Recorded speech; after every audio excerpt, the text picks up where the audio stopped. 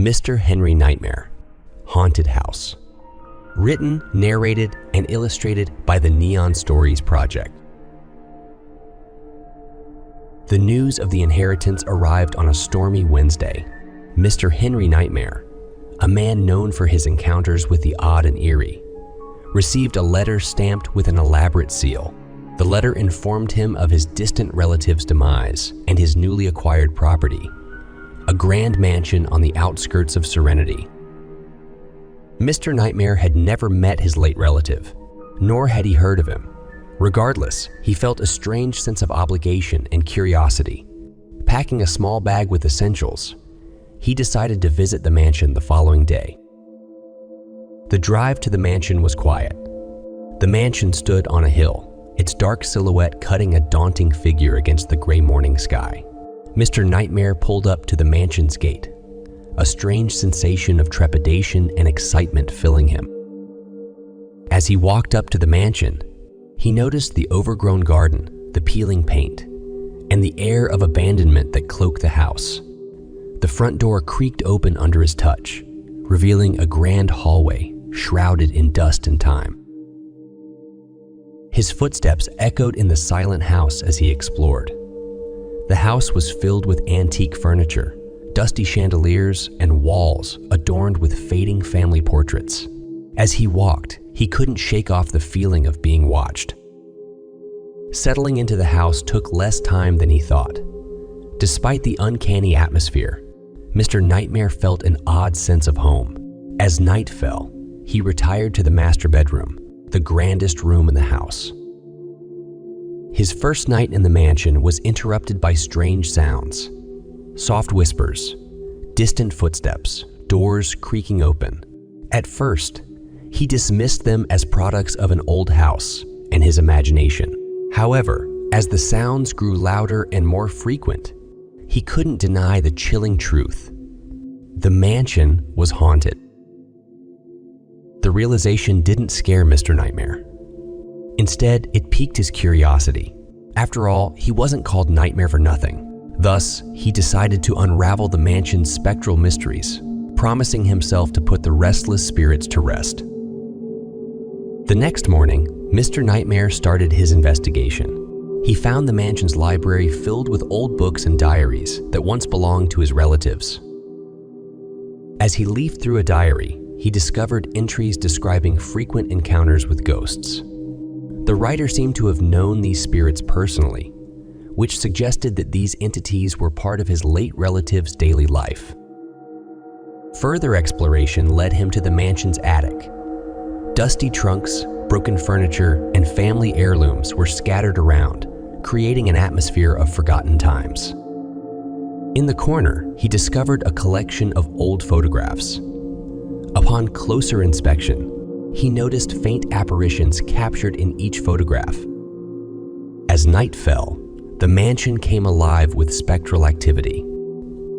Flickering lights, moving objects, and fluctuating temperatures seemed to follow a pattern. Mr. Nightmare spent the night tracking these activities, making notes and trying to understand the pattern. This pattern, he concluded, might be the key to communicate with these unseen guests. Despite the disturbing occurrences, Mr. Nightmare felt an unusual calm. He knew he had a long way to go, but he was prepared. He was determined to put these lost souls to rest. With each passing day, Mr. Nightmare's understanding of the mansion's spectral inhabitants grew. He spent countless hours in the library, poring over diaries, records, and family histories. One particular diary, belonging to his late relative, contained detailed descriptions of each ghost, their names, their stories. Even their preferred mode of spectral communication were all meticulously noted. Armed with this new knowledge, Mr. Nightmare began to notice patterns in the paranormal occurrences around the mansion. Every evening at precisely 8 o'clock, the grand piano in the music room would play a haunting melody. The portrait of a young woman in the dining room would weep at midnight, her tears glowing under the moonlight. And every morning at dawn, a faint apparition would appear on the balcony, staring out towards the town of Serenity. Mr. Nightmare was slowly beginning to decipher these ghostly messages, getting closer to unraveling the mansion's spectral mystery. Armed with the knowledge from his relatives' diaries and his own observations, Mr. Nightmare decided it was time to initiate direct contact with the spirits. He started in the music room at 8 p.m. sharp. As the grand piano began to play its haunting melody, he joined in, matching the tune on a violin he found in the attic. At midnight, he sat beside the weeping portrait in the dining room, whispering comforting words, acknowledging the ghostly woman's grief. Every dawn, he would stand at the balcony, facing the apparition, extending a silent greeting to the spectral figure. As days turned into weeks, he began to feel a change in the mansion's atmosphere. The spectral activities seemed to reduce, and the mansion felt less oppressive. Gradually, he sensed the spirits becoming more accepting of his presence, and he felt a spectral conversation building, a dialogue between the living and the dead.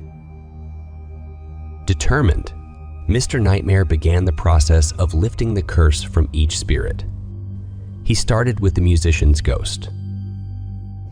He composed a melody that spoke of love and forgiveness, hoping to soothe the musician's tormented soul.